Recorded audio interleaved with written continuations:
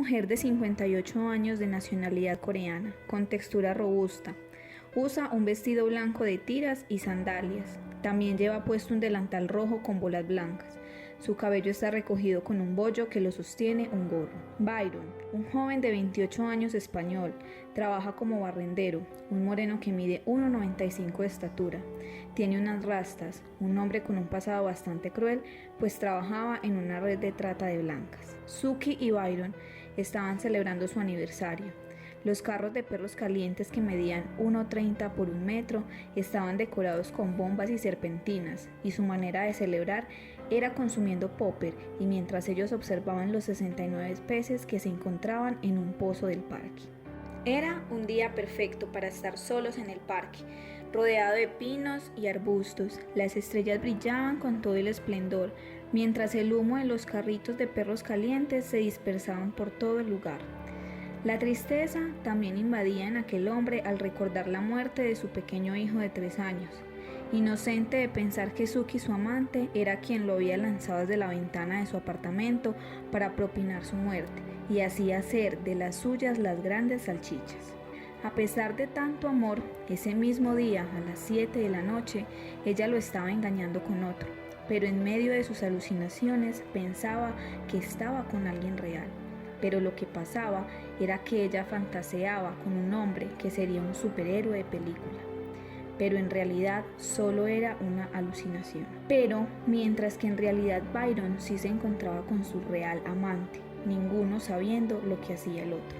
Suki había citado a Byron al parque para que ambos fueran a limpiar el sitio y a organizar el negocio donde habían dejado todo sucio.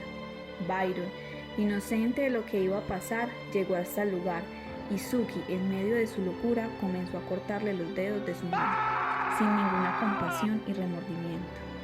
Ella estaba poseída y no medía las consecuencias de sus actos. Al ver la sangre de Byron, sintió más deseo de asesinarlo, pero no lo logró. Suki, al día siguiente, se enteró de que Byron estaba aquella noche con su amante y sin importarle lo que había hecho, cogió un cuchillo y se lo clavó con todas sus fuerzas en su ojo. Byron estaba totalmente herido y sin saber los motivos que llevaron a Suki a este comportamiento, solo pensaba en aquella mujer que cada día estaba más loca. Byron, en medio de sus heridas, vio cómo Suki había recogido su ojo y lo puso en la bandeja de plata para llevarlo a la cocina. Pero lo que no sabía era él por qué estaba su ojo en esa bandeja. Lo único que sabía y quería era correr hacia el hospital para que lo ayudaran. Su dolor era cada vez más fuerte, pero nadie estaba ahí para auxiliarlo. Suki, mientras tanto, se dirigía a su apartamento para descansar, sin importarle en lo absoluto la vida de Byron. Caminaba y hablaba sola, mientras que la gente la miraba y pasaba por los callejones de su casa, pero en realidad ella estaba poseída nuevamente por las almas que la perseguían a diario. Suki finalmente llegó a casa y se quedó profunda. En medio de ese sueño recordó lo que había hecho con su bebé de 3 años. Cada recuerdo era una tortura para ella, pues el alma de su bebé hacía que ella se atormentara por lo que había hecho con él, pues él no le perdona su acto de crueldad.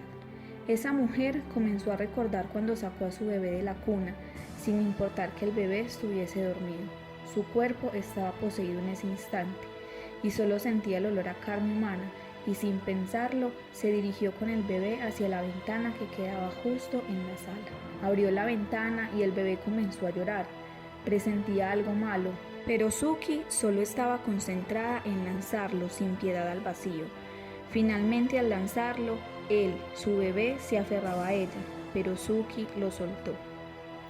Guillermo cayó al vacío sin que nadie se diera cuenta de lo que había pasado en aquel apartamento de la mujer caníbal, porque así la habían puesto en el barrio, porque ya muchos de sus vecinos sospechaban de su comportamiento, pero nadie se atrevía a decir nada por miedo a que fueran asesinados y se convirtieran en las famosas salchichas. Suki, después de un buen rato, bajó las escaleras de su apartamento y se asesoró de que su bebé sí estuviese muerto. Pero lo que no contaba era que el alma de su hijo se había desprendido de su cuerpo y ahí estaba mirando el comportamiento de su madre. Byron llegó justo en ese momento y quedó realmente en estado de shock. pues no sabía qué era lo que estaba viendo. Un momento de desesperación para él. Sookie, en medio de su teatro, se lanzó hacia los brazos de Byron diciéndole a él su versión de los hechos, pero no lo que realmente había ocurrido. Byron, desconsolado, solo quedaba en silencio. Al día siguiente, Byron realizaba las vueltas del funeral, mientras que Sookie, en medio de la felicidad, cocinaba a su hijo y lo convertía en salchichas. Sus compañías en ese lugar eran aquellas almas de las personas que ella había asesinado. Bailaba y cantaba con ellos, mientras que el olor de la carne humana la hacían suspirar y ser feliz. Byron llegó al día siguiente al apartamento y se dio cuenta de que Sookie estaba en la cocina haciendo sus salchichas, pero lo que le hacía raro era el olor a carne humana y por ende Byron le preguntó que de dónde salía ese olor. Ella, sin medir sus palabras, le contestó: son salchichas de la carne de nuestro hijo. Aquel hombre enfureció, salió huyendo de aquella mujer loca.